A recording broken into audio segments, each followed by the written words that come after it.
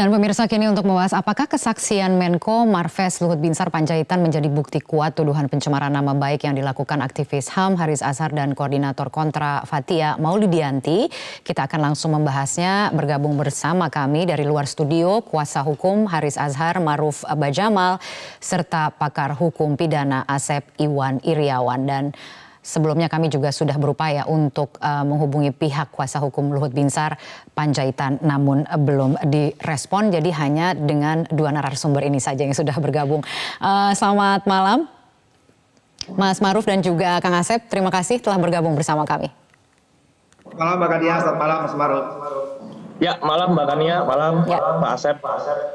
Ya, baik. Saya langsung ke Mas Maruf terlebih dahulu untuk memberikan sedikit konteks gitu persidangan pada hari ini. Kami melihat bahwa sejak awal sudah panas, kemudian juga terjadi banyak sekali interupsi yang dilakukan oleh kuasa hukum ya, kalau kita boleh memakai istilah politik dalam hal ini gitu ya. Tapi apa sih yang kemudian membuat kuasa hukum merasa perlu melakukan hujan interupsi di awal seperti itu? Apakah itu memang bagian dari strategi pembelaan atau seperti apa sebenarnya?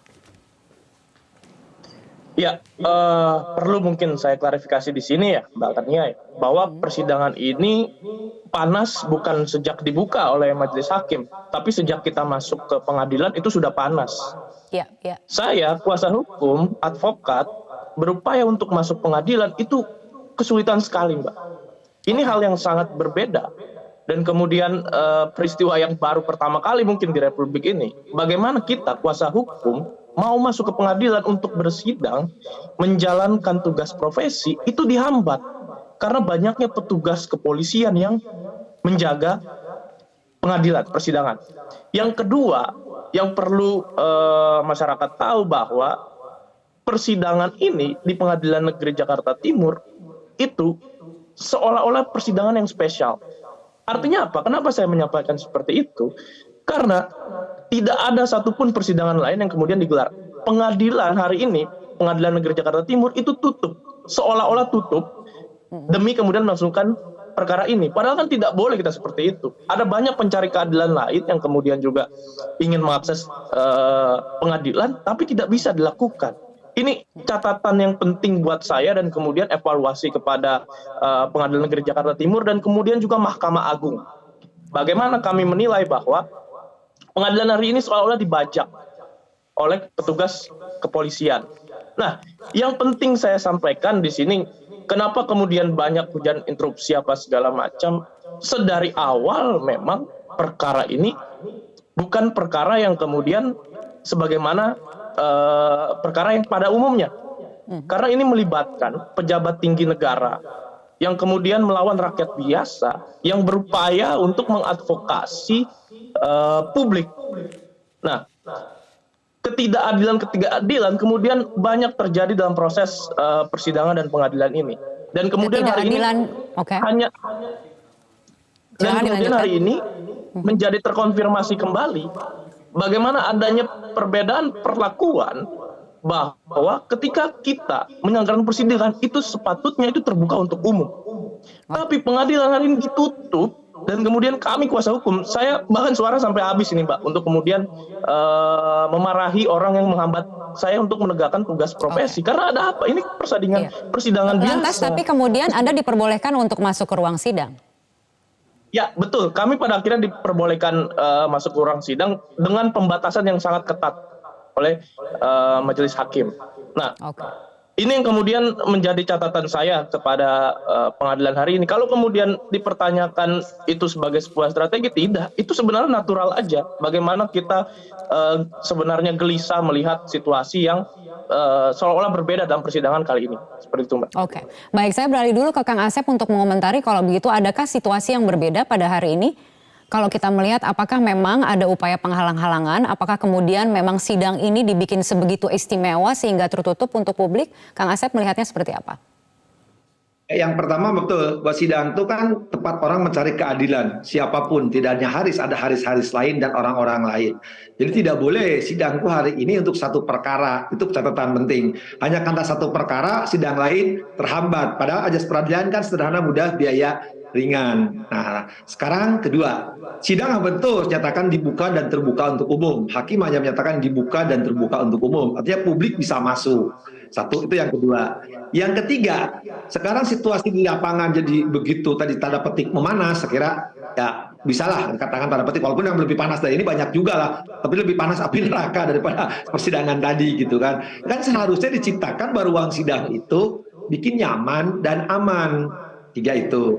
Keempat, ya, yang lebih penting lagi, ya, yang harus dicatat oleh semuanya. Ya persidangan biasa-biasa aja, yang diadili kan biasa juga kan, gitu kan, tidak ada perlakuan istimewa terhadap siapapun, tidak boleh memperlakukan istimewa pada siapapun. Ajas hukumnya, audit terampar, para pihak harus melakukan sama, ya, di situ. Apalagi penasihat hukum dengan JPU kan kewajiban membuktikan, sebaliknya penasihat hukum kewajiban untuk membantah kalau memang tidak benar. Jadi sekali lagi hari ini kan hanya baru satu pemeriksaan saksi, dan keterangan saksi itu sekali lagi di KUHP diatur 185, ya tepatnya kalau satu saksi tidak akan berlaku bagi keterangan terdakwa jikalau tidak ada keterangan alat bukti lain. Jadi sekarang santai aja lah, kan baru satu saksi, belum tentu bersesuaian. Satu saksi, tapi bukan sembarang saksi ya. Saksi pelapornya ini seperti tadi disampaikan adalah seorang pejabat. Ada saksi istimewa siapa? Kan depan hukum sama. Saksi itu kan yang dia lihat, dia dengar, ya, yang dia alami. Dan dia ketika dia mengatakan siapapun saksinya, sekali lagi ya, tidak hanya berlaku untuk ya tadi katakan tanda petik istimewa, nggak ada di depan pengadilan, nggak ada yang istimewa. Istimewa sama, itu ya? rumah makan yang istimewa. Iya. Jadi baik, sama saja statusnya. Baik. Sekarang saya ingin bicara soal materi persidangan pada hari ini. Saya ingin beralih ke Mas Ma'ruf kalau begitu untuk mengomentari apa yang Anda yakini atau kita bisa simpulkan paling tidak ya dari persidangan hari ini, apa yang menurut Anda berhasil dibuktikan terkait dengan kasus ini? Ya, mungkin saya kasih konteks ya, Mbak Kania, bahwa perkara ini klien kami itu didakwa atas 3 perbuatan. Yang pertama itu terkait pencemaran nama baik, sebagaimana dianggap dilanggar di pasal 27 ayat 3 Undang-Undang Informasi Transaksi Elektronik. Kemudian yang kedua pasal 14 dan kemudian pasal 16 Peraturan Hukum Pidana, Peraturan nomor 1/1946, karena dianggap video yang kemudian diunggah oleh klien kami Haris Azhar itu dianggap menimbulkan keonaran. Dan yang ketiga terkait dengan merendahkan martabat. Nah, yang patut saya garis bawahi terkait dengan persidangan kali ini bahwa dari pertanyaan-pertanyaan yang kami sampaikan, banyak yang dinyatakan oleh saksi tidak tahu, lupa, tidak tahu, lupa.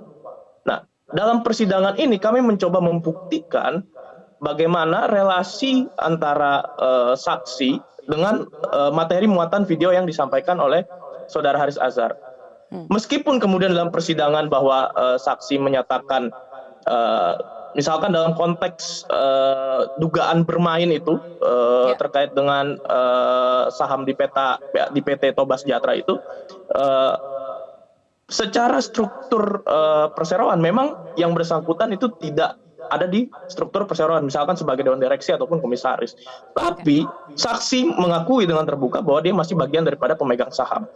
Nah, yang kemudian kami coba pertanyakan adalah kami mengklarifikasi dan mengkonfirmasi dokumen-dokumen yang kemudian yang menunjukkan bahwa memang benar ada saham dalam kepemilikan saham dan kemudian diakui dalam persidangan oleh saksi. Nah, dari pernyataan tersebut kemudian dapat disimpulkan bahwa kami memandang dan menilai hal ini menunjukkan bahwa memang ada penerimaan manfaat dari saksi di sini, sehingga pernyataan atau unggahan video yang disampaikan oleh klien kami itu sebenarnya sebuah hal yang benar, bukan kebohongan. Gitu. Karena apa yang disampaikan itu kan basisnya adalah dia adalah penelitian yang dilakukan oleh beberapa organisasi masyarakat sipil yang kemudian disampaikan dalam konteks ini sebagai sebuah diskursus publik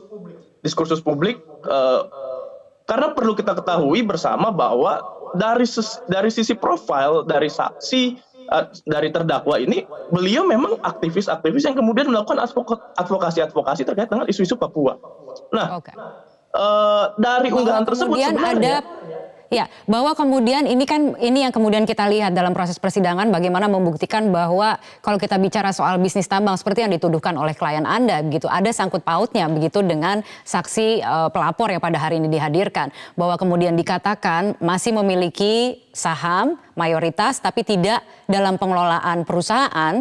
Saya ingin bertanya ke Kang Asep kalau begitu, apakah sudah cukup dibuktikan? Apakah misalnya cukup dengan sanggahan saja? Kalau dari pihak Luhut Binsar Panjaitan bagaimana membuktikan bahwa memang tidak ada penerimaan manfaat gitu kalau kita melihat strategi yang sekarang sedang terjadi di sidang? Ya, persoalan hukum ini kan dakwaannya didakwa pencemaran nama baik dan kebohongan, ya. Sudah barang tentu harus dibuktikan minimum 2 alat bukti, 183 itu mengatur. Kedua, yang penting lagi, sekarang baru 1 saksi, belum cukup alat buktinya. Nah, sekarang persoalannya tinggal gampang. Bagi kewajiban pembuktian apa ada jaksa bahwa konten itu di YouTube itu mengandung pencemaran nama baik atau kebohongan. Pasti sebaliknya, penasihat hukum mengatakan itu demi kepentingan umum, ya, pembelaan itu bukan pidana.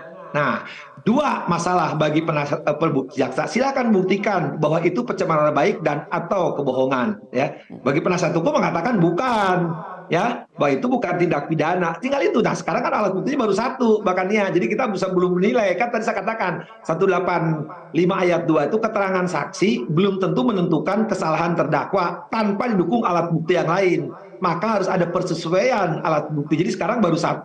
Dan 1 ini udah ketahuan dari tim penasihat hukum tadi tentang saham dan sebagainya. Nah, apakah saham tadi yang dikatakan oleh para terdakwa itu menimbulkan pencemaran nama baik atau kebohongan? Biar nanti hakim yang menilai. Karena baru 1, kita belum bisa menilai. Oke, apakah bisa menilai ketika kemudian berulang kali dari saksi pelapor ini mengatakan tidak tahu dan lain sebagainya begitu ya? Seberapa jauh itu akan mempengaruhi keyakinan dari hakim ketika harus memutus soal kasus ini? Kita harus jeda sejenak, sesaat lagi kita akan kembali untuk berbincang.